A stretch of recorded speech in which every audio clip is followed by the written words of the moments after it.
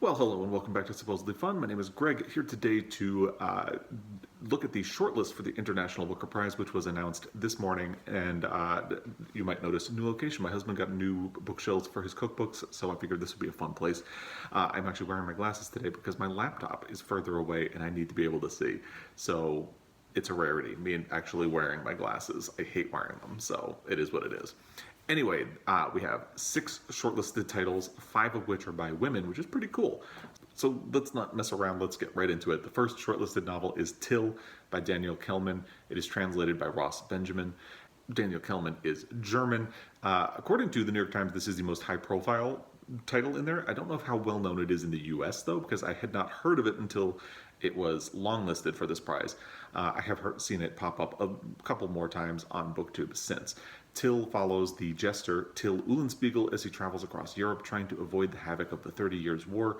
According to the New York Times, the result is a spellbinding memorial to the nameless souls lost in Europe's vicious past, whose whispers are best heard in fables. Sounds very interesting. Next, we have Yoko Ogawa's The Memory Police, translated by Snyder. This is the one I was most familiar with before the long list was announced. I had seen it pop up on BookTube a lot since it was published. It is about an island where an authoritarian government makes the population destroy entire categories of things like hats or bells and forget that they even existed. According to the New York Times, reading The Memory Police is like sinking into a snowdrift, lulling yet suspenseful. It tingles with dread and incipient numbness. I've heard a lot of really great things about Yoko Ogawa, and I'm really looking forward to reading a book by her. I purchased a book just this past month of The Professor and the Housekeeper, or The Housekeeper and the Professor. I can't remember how the order goes. And I am also really looking forward to reading The Memory Police at some point. It was originally published in Japan in 1994, but the English translation was only released last year, which makes it kind of interesting. Then there is another book I've seen pop up around BookTube a fair amount since the long list was announced, and although it's gotten a bit of a mixed reaction from what I've seen so far, it's Dutch author Marieke Lucas Rijneveld, I don't know how to pronounce that, The Discomfort of Evening, translated by Michele Hutchison. It's a bestseller in the Netherlands, and it follows a girl's experiences as her religious farming family is torn apart by a child's death, according to the New York Times. It is an intensely raw, shockingly graphic, and exceptional in the way it creates a world governed by loneliness and fear.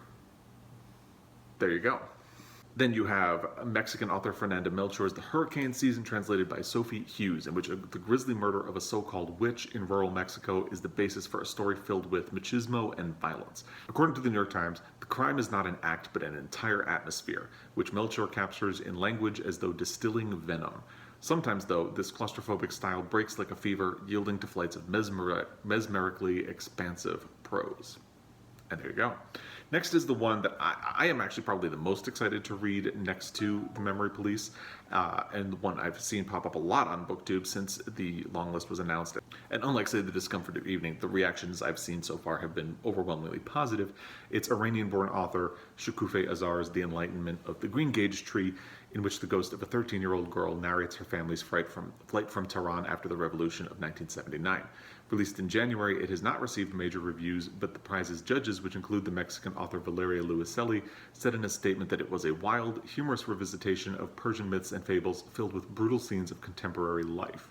The book's translator is anonymous for security reasons, according to the director of the book's publisher, Europa.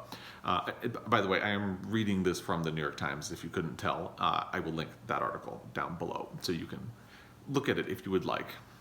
And then, finally, we have Argentine author Gabriela Cavazos Cámara's The Adventures of China Iron, translated by Iona Macintyre and Fiona Mackintosh, about a 19th century woman who flees a gaucho encampment and takes off with a friend on a journey across the countryside.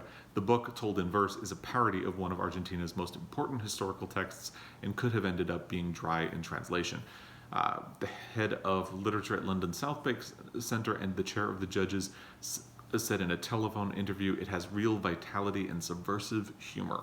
So there you go. Of the ones that are shortlisted, like I said, I am most excited to read The Memory Police by Yoko Ogawa and The Enlightenment of the Greengage Tree by Shokoofeh Azar. In my line of thinking, they are probably the front runners. I don't really want to make a prediction, but given the international reception of Tyll, I think that probably does have a good shot. Given some of the reaction, I'm a little bit surprised the Discomfort of Evening managed to make the short list, as well as the Adventures of China Iron. Some of the stuff I've seen about those books has been very mixed and not overwhelmingly positive. Going back to the long list, I am a little disappointed that Red Dog did not make the list, and it just, to me, sounded like something that would be very interesting to read. I'm also a little surprised that The Eighth Life did not make the shortlist, because it seems like that was a book from the long list that a lot of people gravitated toward. I know I thought it sounded really interesting as well. Given the reaction to my long list video, we can probably all breathe a sigh of relief that Serotonin did not make the shortlist. I was a little unfamiliar with the author Michele Houellebecq. I don't know if I'm pronouncing that correctly. But from things that people have said, it doesn't sound all that surprising. I haven't seen a whole lot of reaction to Samantha Schweblin's Little Eyes, but given the fact that she is fairly well known, at least in the United States, perhaps a little bit surprising as well. I think the real surprises to me are Red Dog and The Eighth Life not making the shortlist. And like I said, I have not seen overwhelmingly positive reactions to The Adventures of China Iron and The Discomfort of Evening. So it will be interesting to see how those fare in the results. If one of them ends up winning, I will probably be surprised. But anyway, that is the shortlist. I'd love to hear what you think of it. If there's anything you're devastated didn't make the shortlist, if there's anything that you are particularly rooting for, you know what to do. Drop those in the comments down below. And let's look forward to the announcement. I believe the winner's announcement is going to be coming up in May. According to the New York Times, it will be announced on May 19th. So we can look forward to that. And thank you for your time watching this video. As always, it is really appreciated, and I will be back. Until next time, happy reading.